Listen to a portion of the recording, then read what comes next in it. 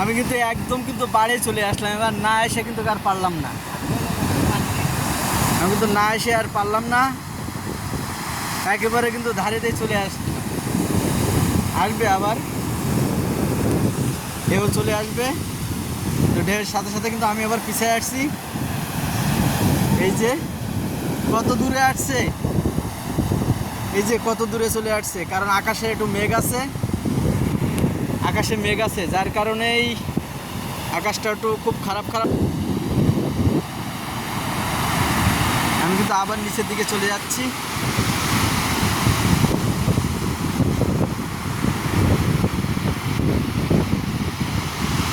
আবার কিন্তু ঢেউ চলে আসছে, ঢেউ কিন্তু আবার চলে আসছে এখানে। আসলে মূলত যে এর উপরে যে আসলে কত কয়েক পাল্টা পাল্টা ঢেউ, তো আসলে আমরা আসলে কখনো দেখিনি, আসলে আমাদের না দেখলে আসলে বুঝতে পারতাম না যে কেন মানুষ আসলে সমুদ্র সৈকতে আসে। আর এখানে মূলত এসে কিন্তু অনেক ভালো লাগতেছে, যে জীবনে আসলে আমিও কখনো কিন্তু এরকম আসিনি।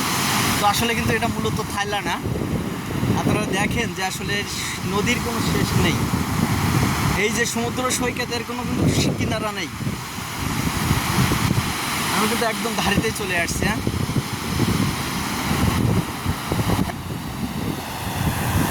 তো আসলে মানুষ যে কেন আসলে এত কিছু মনের ভিতরে আনন্দ জাগে, আর মানুষ কেন এত ভালোবাসে, যে আসলে বাইরের দিকে না আসলে মানুষের আসলে ভালোবাসা কেমন জিনিস আসলে সেটা অনুভব করা যায় না।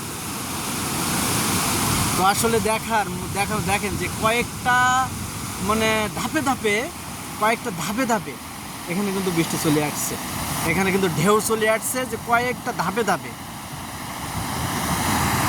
এখানে। এমনকি যে ঢেউর সাথে চিংড়ি মাছ যারা বলি আমরা, চিংড়ি মাছও কিন্তু উঠে আসছে। কিন্তু আসলে আমি এমন কোনো প্রস্তুতি নিয়ে হয়ে আসিনি যে আমি ধরবো আর কি। তো দেখতে পাচ্ছেন আমার ভিডিওতে যে ওই যে বাচ্চারা আছে, ওরা কিন্তু বাচ্চাটা কিন্তু মাছ ধরছে, ধরে ধরে উপরে এক জায়গায় কিন্তু বালির গর্ত করছে, সেখানে কিন্তু এই মাছগুলো করতেছে, রাখছে আর কি।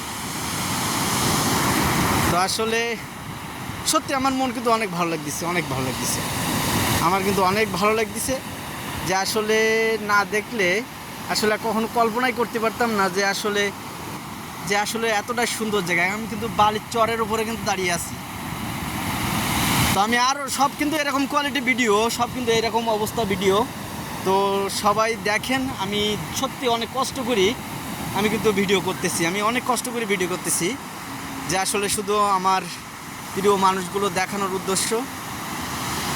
আসলে আমি তেমন কোনোভাবে প্রস্তুতি নেই, আমি কিন্তু অনেক জামা কাপড় অন্য কিছু নিয়ে আসছি, কিন্তু আসলে এমনভাবে প্রস্তুতি নিয়ে কিন্তু এখানে আসিনি। আসলে ঢেউগুলো না দেখলেই আসলে কি বলবো, কীভাবে বা কী পরিমাণে যে ঢেউ,